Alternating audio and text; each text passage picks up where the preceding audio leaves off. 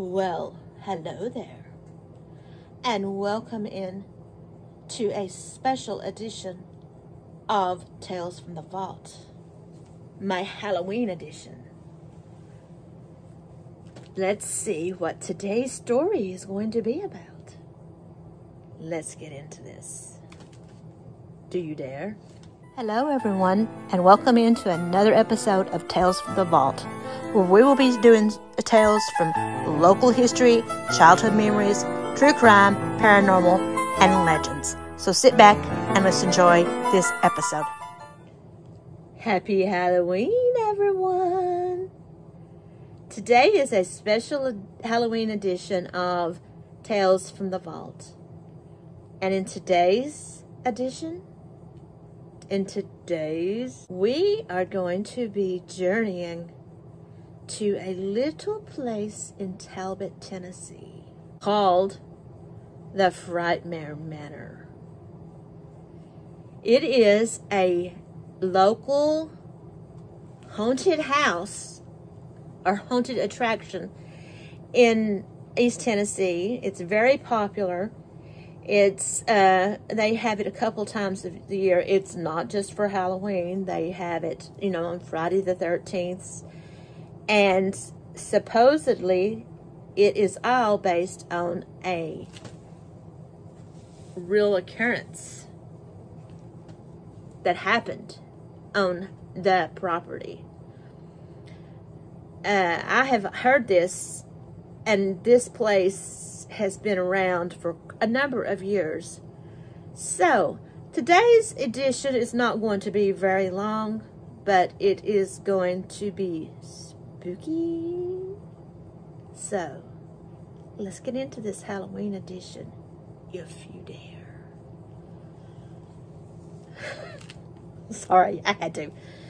All right, let's do this. Got my book again. Frightmare Manor. Let me fix my hat. Now I look like a Southern belle.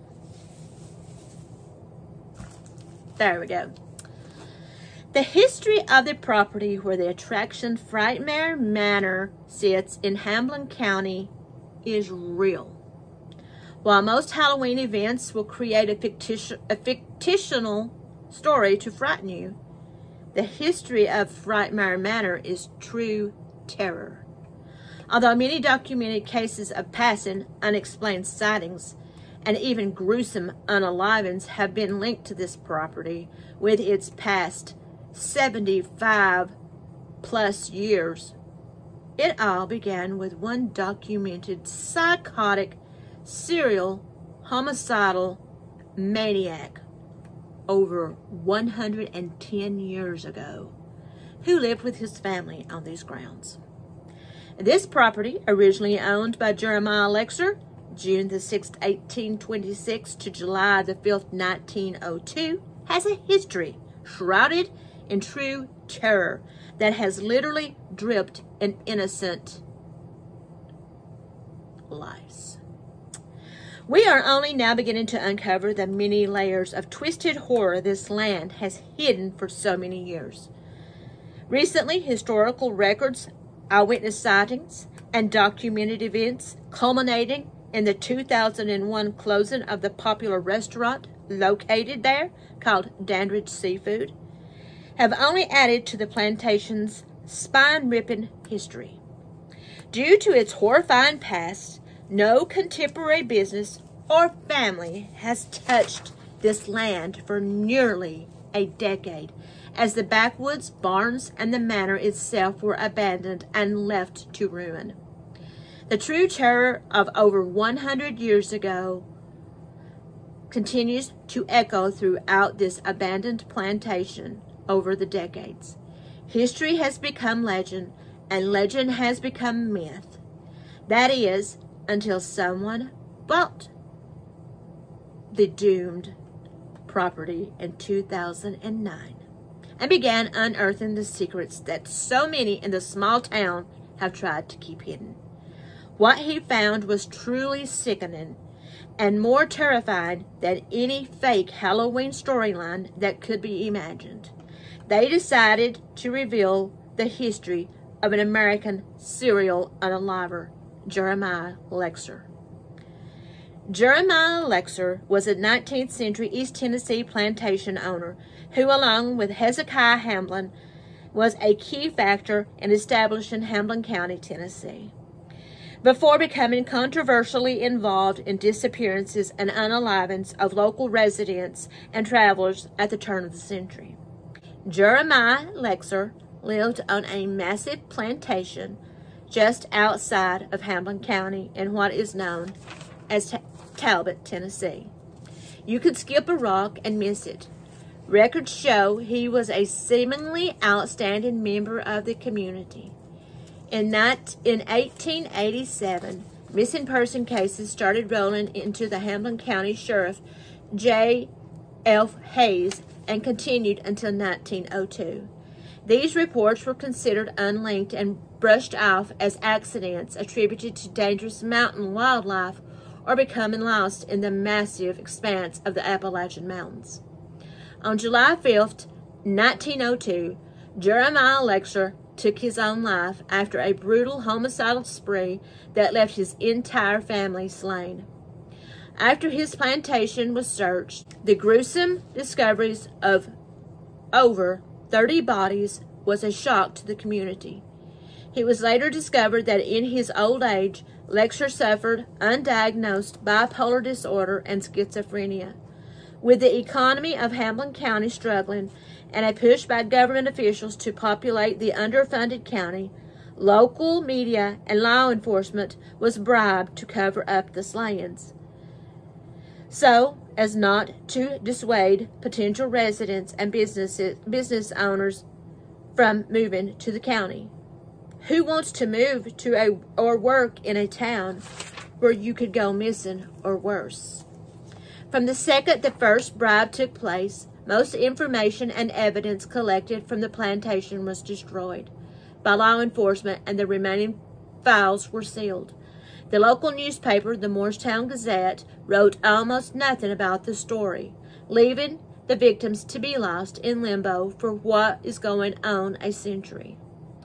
The Lexer files were officially released to the public in 1987 with reluctance from the TBI by a court order from the Tennessee Open Records Act. Locals can still be seen posting on blog entries claiming this story isn't true or cannot be backed up by fact. They have challenged the wiki entry of Jeremiah Lexer's claiming a false story with no factual information.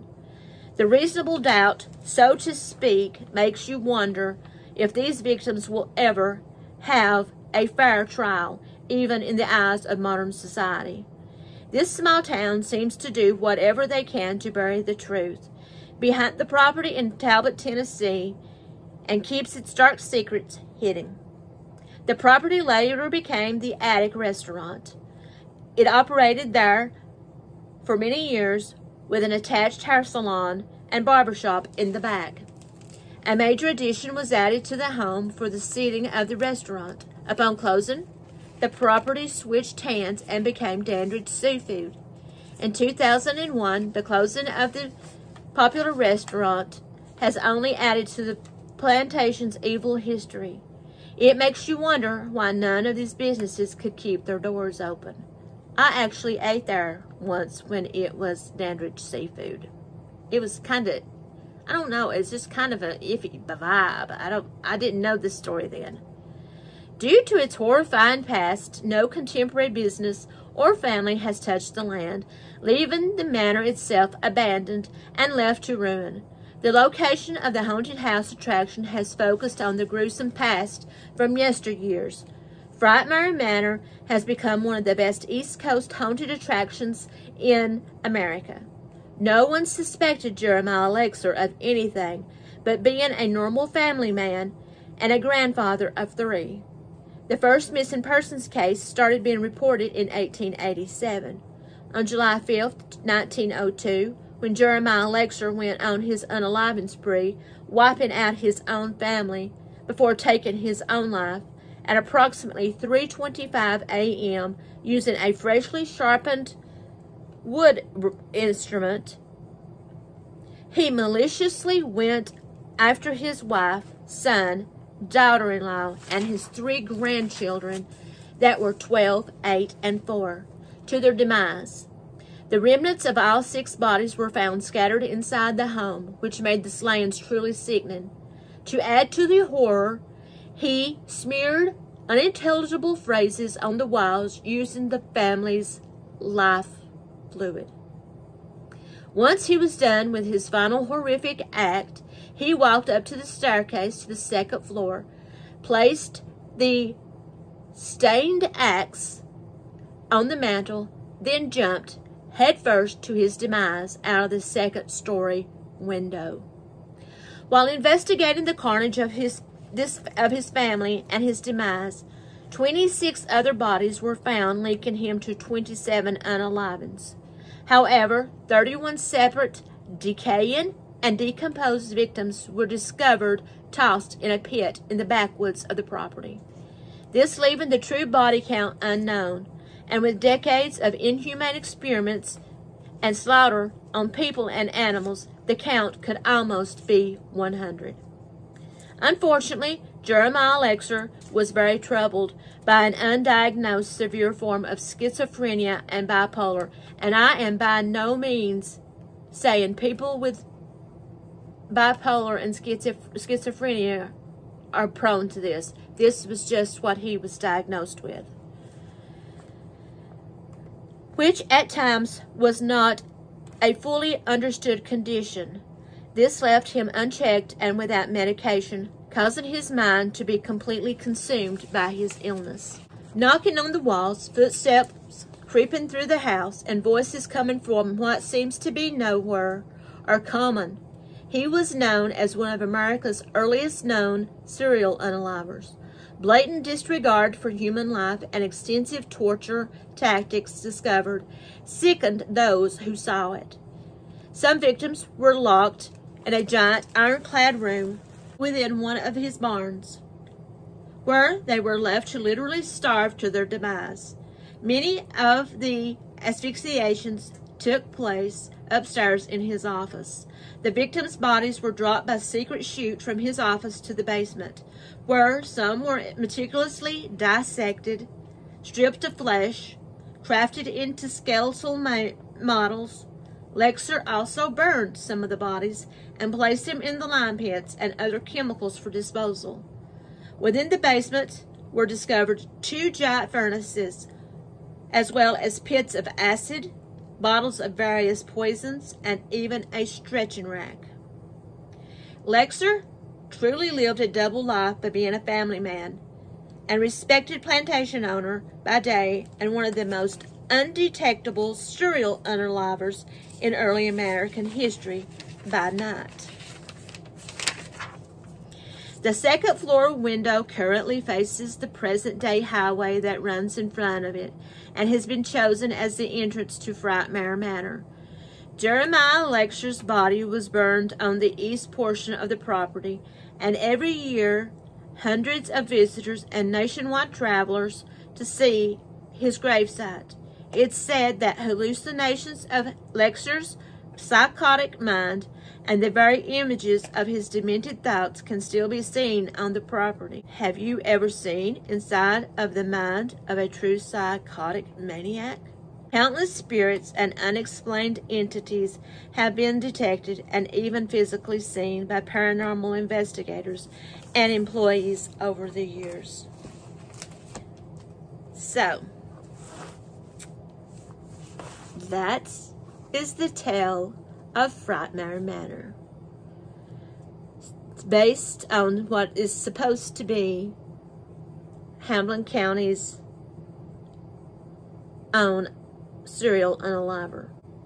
It's still standing, and I'm going to insert, I will insert photos in here of things that I have come across. So, like I said, I hope you enjoyed this little Halloween edition of Tales from the Vault. I'll put my hat away until next year, Halloween. Someone told me I should have worn a hat last when I did the Bell Witch, but I didn't, so I wore one today. So don't forget to like, to subscribe, to hit that notification button, and to share my video. It truly, truly, truly helps me. I hope you all have an amazing, wonderful Halloween, and please be safe. And to little Miss Nancy, I hope you have such a wonderful, wonderful Halloween. See you later. Happy Halloween. Bye.